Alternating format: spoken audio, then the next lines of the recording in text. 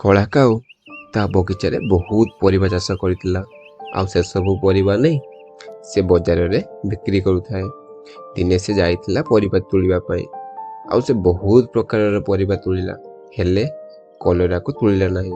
କଲରା ମନରେ ବହୁତ ଦୁଃଖ କରୁଥାଏ କି ସମସ୍ତେ ଯାଇ ବଜାରରେ ବିକ୍ରି ହେଉଛନ୍ତି, ସମସ୍ତଙ୍କୁ ଲୋକେ କାଟିକି ଖାଉଛନ୍ତି, ହେଲେ ମୁଁ ଏ ବଗିଚାରୁ ବାହାରି ପାରୁନି। ଆଉ ସେ ନିଜକୁ ସମ୍ଭାଳି ପାରିଲାନି। ସେ ତା ମାଲିକକୁ ପଚାରିଲା, ମୁଁ ତମର କଣ ଦୋଷ କରିଛି ମାଲିକେ? ମତେ କଣ ପାଇଁ ତମେ ନଉନ ବଜାରକୁ? ମତେ ବି ନେଇ ଚାଲ। ଆଉ କାଉ ତା କଥା ଶୁଣି ମନରେ ଦୟା ଆସିଲା, ଆଉ ତାକୁ ମଧ୍ୟ ସେଦିନ ସେ ବଜାରକୁ ନେଇଗଲା।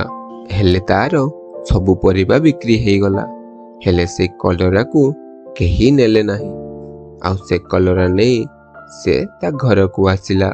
ଆଉ ସେ ତା ସ୍ତ୍ରୀ ସେବତୀକୁ କହିଲା, ଏ କଲରା ତକ ନେଇ ମୀରା ପାଇଁ ଭଜା କରିଦିଅ। ନାଇଁ, ମତେ କଲରା ଜମାରୁ ପସନ୍ଦ ନୁହଁ, ଆଉ ମୁଁ ମୋ ଝିଅକୁ କଲରା ଦେଇପାରିବିନି। ତମେ ୟାକୁ ରାସ୍ତାରେ ଫୋପାଡ଼ି ଦେଇକି ଆସିଲଣି କଣ ପାଇଁ? ଆଉ ସେବତୀ ସେ କଲରା ନେଇ ତାହାର ଫ୍ରିଜରେ ରଖିଦେଲା। ଛଟୁ ପାରା କଳା କାଉର ବହୁତ ଭଲ ସାଙ୍ଗ ଥିଲା। ଆଉ ସେ ଟୁନିର ପରିବାର ସହ ରହୁଥାଏ। ହଠାତ୍ ଛଟୁ ପାରାକୁ ବହୁତ ବିମାର ହେଲା। ଆଉ କୁନି ତାକୁ ଡାକ୍ତର ପାଖକୁ ନେଇଗଲା। ଡାକ୍ତର ତାଙ୍କୁ ସବୁ ପ୍ରକାରର ପରୀକ୍ଷା କଲେ, ଆଉ ଦେଖିଲେ, ଆଉ ଟୁନିକୁ କହିଲେ ଛଟୁ ପାରାକୁ ଡାଇବେଟିସ୍ ହେଇଛି। ଆଉ ଏହା ବହୁତ ବିପଦଜନକ ରୋଗ। ଏଥିରେ ଛଟୁ ପାରା ବଞ୍ଚିବା ବି ଅସମ୍ଭବ ହେଇପାରେ। ଏହା ଶୁଣିଲା ପରେ ଛଟୁ ପାରା ସେଇଠି ଛିଡ଼ା ଛିଡ଼ା ହୋଇ ପଡ଼ିଗଲା। ଆଉ ସେ ବହୁତ ଡରିଗଲା। ଡାକ୍ତର କହିଲେ, ଚିନ୍ତା କରିବାର କିଛି ନାହିଁ, ମୁଁ ଔଷଧ ଲେଖି ଦଉଛି, ଆଉ ସବୁ କିଛି ସେଇ ଭଗବାନଙ୍କ ହାତରେ। ଏହା ପରେ ଛଟୁ ପାରା ଆଉ କୁନି ଚଢ଼େଇ ଘରକୁ ଆସିଲେ। ଏଇ କଥା ଯେତେବେଳେ କଳା କାଉ ଶୁଣିବାକୁ ପାଇଲା, ସେ ତା ସ୍ତ୍ରୀକୁ କହିଲା, ସେବତୀ, ମୋ ସାଙ୍ଗ ଛଟୁ ପାରା ବହୁତ ବିମାରରେ ପଡ଼ିଛି। ତମେ ତା ପାଇଁ କିଛି ଖାଇବା ବନାଅ, ଆମେ ତା ପାଖକୁ ଯିବା ଦେଖା କରିବାକୁ। ମତେ ସେ ଛଟୁ ଚଢ଼େଇ ଜମାରୁ ଭଲ ନୁହେଁ।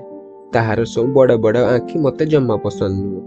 ମୁଁ ଯାଉଛି ତା ପାଇଁ ଫ୍ରିଜରେ ଥିବା କଲରାକୁ ନେଇ ଭଜା କରିଦେବି, ଆଉ ତା ପାଇଁ ନେଇଯିବି।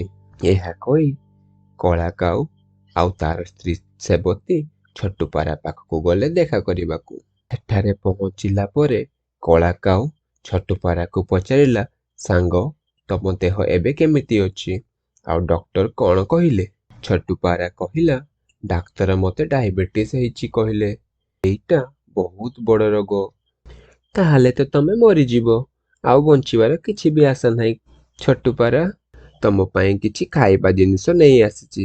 ତମ ସାଙ୍ଗଙ୍କର ବହୁତ ଇଚ୍ଛା ଥିଲା। ତମେ ବିମାରରେ ପଡ଼ିଛ ଶୁଣି ସେ ବହୁତ ଚିନ୍ତାରେ ମତେ କହିଲେ, ଆଉ ମୁଁ ତମ ପାଇଁ କଲରା ଭଜା ନେଇ ଆସିଛି। ତମେ ଏହାକୁ ଖାଇଦିଅ। ତମମାନଙ୍କୁ ବହୁତ ଧନ୍ୟବାଦ। ମତେ ବହୁତ ଭୋକ ମଧ୍ୟ କଲାଣି।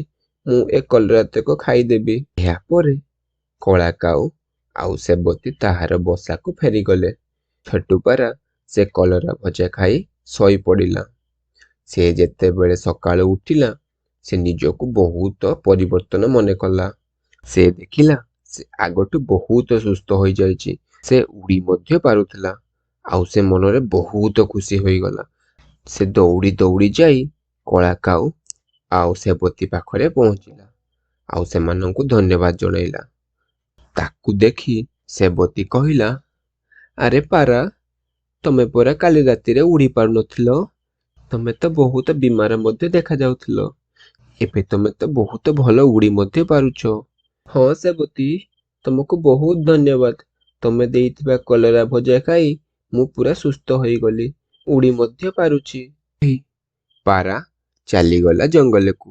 ଆଉ ସେ ଯାଇ ସବୁ ପକ୍ଷୀମାନଙ୍କୁ କଲରାର ଉପକାରିତା ବିଷୟରେ ଜଣାଇଲା, ଆଉ କଲରା ଖାଇବା ପାଇଁ ମଧ୍ୟ କହିଲା।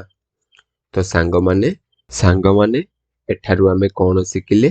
କଲରା ଦେହ ପାଇଁ ବହୁତ ହିତକାରକ।